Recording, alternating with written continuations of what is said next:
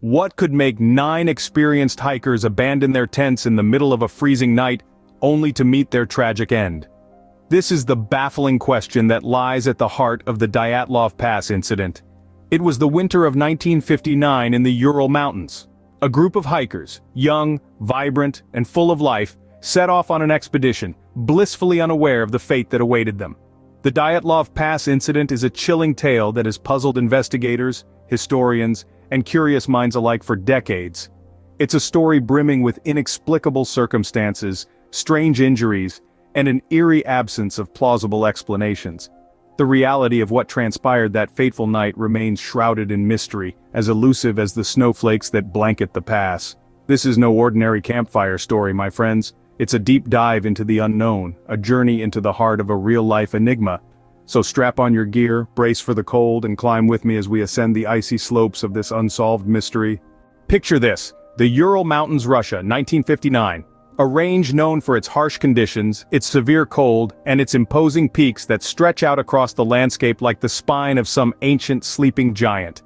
The weather here is not for the faint-hearted. It's a place where the wind whips up snow into blinding storms, where temperatures can drop to -30 degrees Celsius, a place where survival depends on skill, strength, and a fair bit of luck.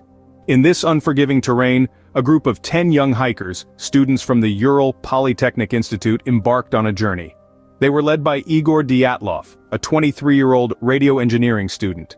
The group was composed of 8 men and 2 women, all of whom were experienced Grade 2 hikers with ski tour experience, and were on their way to achieving Grade 3, the highest certification available in the Soviet Union at the time. Their goal? To reach the peak of Otorten, a mountain roughly 10 kilometers north of the site of their impending tragedy. They were a hardy bunch, these students. They knew the risks of the wild, knew the chill of the wind, the bite of the frost, and the deceptive allure of the snow. They had been trained to understand nature, to respect it, and to survive it. Their journey was supposed to be a test of their skills, a challenge they were eager to take on, a thrilling adventure they were ready to share together. But the Ural Mountains are a formidable adversary, a titan of nature that does not easily yield to the will of mankind. For all their training, for all their youthful energy and optimism, these hikers were stepping into a world that was as beautiful as it was dangerous. A world that, as they would tragically discover, does not always play by the rules we expect. They were young, they were experienced, they were ready, or so they thought. Fast forward a few weeks and a chilling discovery halts the nation.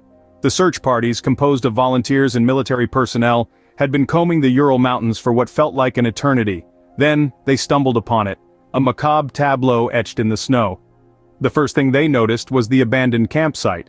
Nestled on the eastern slope of Kholat Syakhl, or Death Mountain as the locals ominously called it, was the tattered remnants of the hiker's tent. It was a scene that held more questions than answers.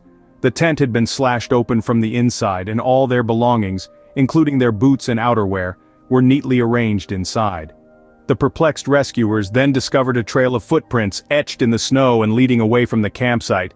But these weren't the sturdy boot prints of seasoned hikers. No, these were barefoot or sock-clad imprints, meandering into the frozen wilderness. Following this trail of desperation, they found the first 2 bodies near a large cedar tree, a mile away from the camp.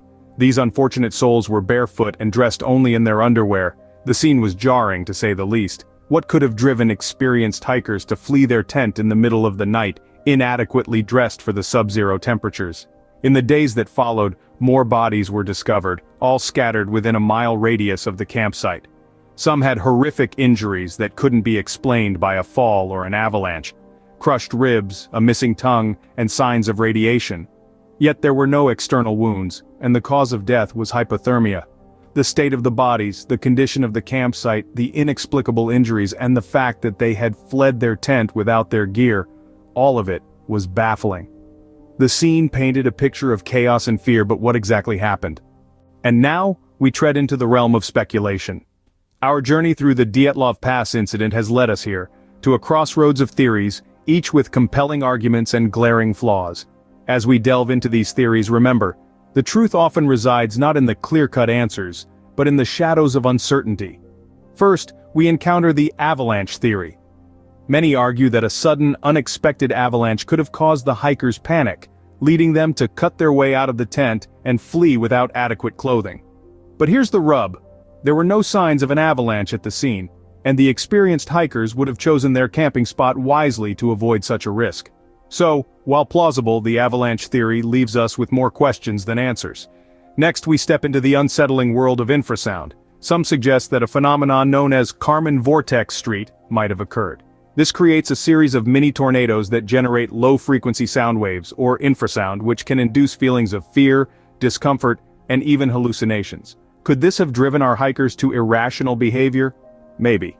But it's a stretch, and the lack of physical evidence makes this theory feel more like science fiction than fact.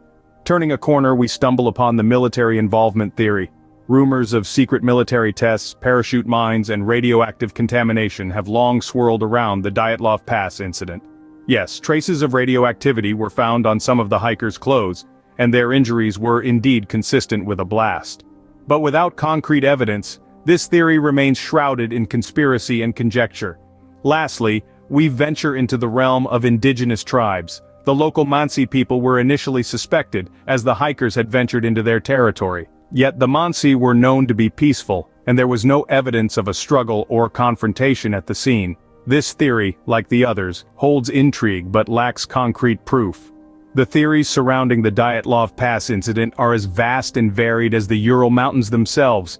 Each holds a fragment of possibility, a glimmer of understanding, but none can fully illuminate the mystery that has puzzled us for over 6 decades. Each theory holds a piece of the puzzle, but none complete the picture. 6 decades later, the Dyatlov Pass incident remains an enigma. It's a story that has fascinated and puzzled us in equal measure. A chilling tale of 9 young hikers who met an untimely and inexplicable demise in the icy wilderness of Russia's Ural Mountains. It's a tale we've ventured into, dissected and pondered upon, yet the truth seems as elusive as ever. Let's recap. In February of 1959, these experienced hikers embarked on a journey, their destination, the northern Urals' Otorten Mountain. They never reached their goal. Instead, their bodies were found scattered around their makeshift campsite, their tent torn open from the inside. The circumstances surrounding their deaths were as bizarre as they were horrifying. Some were found barefoot and half-dressed in sub-zero temperatures, others bore signs of physical trauma, and one was missing her tongue. Over the years, theories have abounded. Was it an avalanche, as some experts suggest? Or perhaps it was a secret military experiment gone wrong? Could it have been an attack by the indigenous Mansi people, or even an encounter with extraterrestrial beings? Each theory seems as plausible as it is implausible, adding more layers to this already complex and confounding riddle. Recently, a new investigation was launched by Russian authorities, concluding once more that an avalanche was the likely cause. However, this explanation hasn't satisfied everyone. Critics argue that it doesn't account for all the strange elements of the case. The intrigue endures, the mystery persists, and our fascination with the Dyatlov Pass incident shows no signs of waning. The Dyatlov Pass incident, a chilling tale of adventure turned tragedy, continues to baffle us. As we descend from its icy peaks, we leave with more questions than answers. Perhaps some mysteries are destined to remain unsolved, a sobering thought indeed. But isn't it the unanswered questions that make history so captivating?